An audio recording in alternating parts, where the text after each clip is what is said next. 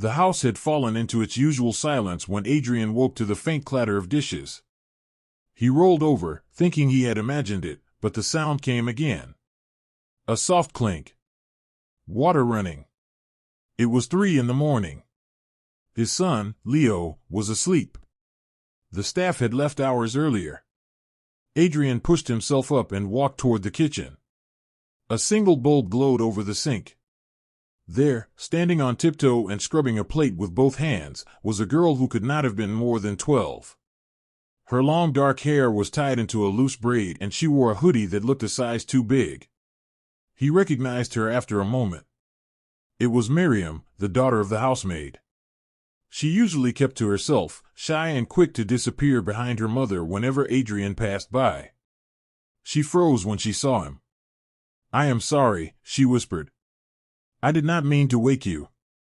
"You did not," he said, stepping closer. "But why are you washing dishes at this hour?" She looked down at the soap bubbles sliding over her fingers, as if hoping the answer might hide between them. "I could not sleep," she murmured. "And I wanted to help." Adrian could see she was uneasy. He also noticed her eyes looked tired, as if she had been awake for a long time. "You have school in the morning," he reminded her gently. "You should be resting." Her shoulders stiffened. "I am not going tomorrow." "Why?" She stayed silent.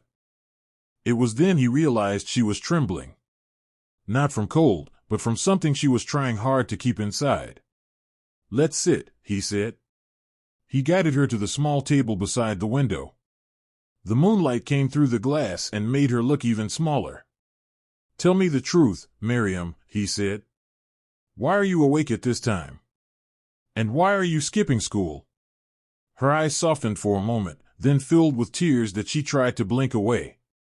"My mother, she is sick," she finally said. "She hides it because she does not want to lose her job. But she has been getting worse. She coughs a lot and she gets dizzy when she stands up. So I help with the work after she sleeps. And I miss school because I cannot leave her alone." Her voice grew thinner with each word. Adrian sat back, feeling a tightness in his chest. He had known her mother, Syra, for years. She was quiet, steady, and always polite. He had noticed she looked tired lately, but he had assumed it was normal weariness from work. "Why did you not tell anyone?" he asked. "My mother said not to," she whispered. "She said good jobs are hard to find. So I try to do things before anyone sees." A mix of worry and guilt settled over him. He was wealthy, comfortable, and surrounded by people who kept his life running smoothly. Yet here was a child doing the work of an adult, afraid of losing the only stability her family had. "Is she sleeping now?"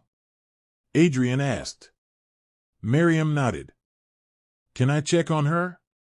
Her lips parted in surprise. She hesitated, then followed him to the small room behind the laundry area where Syra stayed whenever she worked a double shift. They pushed the door open quietly. Syra lay curled up on the mattress, her breathing soft but uneven. A pale look covered her face. Adrian felt a deep ache in his chest. "Has she seen a doctor?" he asked. "We cannot afford it," Miriam said. He closed his eyes for a moment. The reality of their situation settled into him like a weight. He thought of his son, sleeping peacefully in his warm bed. He thought of all the things he could do that they could not. "Go rest," he told her gently. "I will take care of this. But my mother. I promise." The girl stood still for a moment, studying him with wary hope, then slowly returned to her room. Adrian spent the next hour sitting near the door, listening to Syra's breathing and thinking of what to do. There were no simple answers, but there were steps he could take. Steps he should have taken earlier. By sunrise he had already called his doctor, arranged a visit, and prepared breakfast for Miriam himself. She entered the dining room with her braids slightly undone and a confused look on her face. "You made this?" she asked quietly. "I tried," he said. "If it tastes bad, you can pretend it does not." A small smile appeared on her lips. A few hours later the doctor arrived. After examining Syra, she confirmed what Adrian had suspected. The illness was treatable but required rest, medicine, and proper care. I will cover all of it, Adrian said at once. Syra tried to sit up, alarmed. Sir, I do not want to burden you. You are not a burden, he said firmly. You have worked here for years. Let me repay that loyalty. Her eyes grew wet as she lowered her head. For the first time since the night before, Miriam relaxed a little. She looked at her mother, then at Adrian, her expression softening with relief. Over the next weeks, Syra recovered steadily. Adrian reduced her workload and hired extra help so she would not strain herself. He arranged tutoring for Miriam so she could keep up with lessons while caring for her mother. Sometimes he would find Miriam sitting by the balcony, reading while the sunlight touched her face. Other times she joined Leo in building castles out of blocks, laughing quietly whenever his ideas toppled over. Slowly, the house felt different. Warmer. One evening, as the sky turned purple, Adrian stood in the doorway watching Miriam help Leo with his homework. She spoke with patience and kindness, guiding him word by word. He realized how close they had grown. Not just to his son but to him as well. When she noticed him watching, she offered a shy smile. Thank you, she said softly. For everything.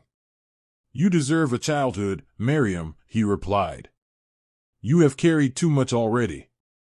She lowered her gaze, touched by his words. The smallest acts of kindness often lead to the most unexpected changes. What began with a frightened girl washing dishes in the middle of the night became the start of something larger. A home with new bonds.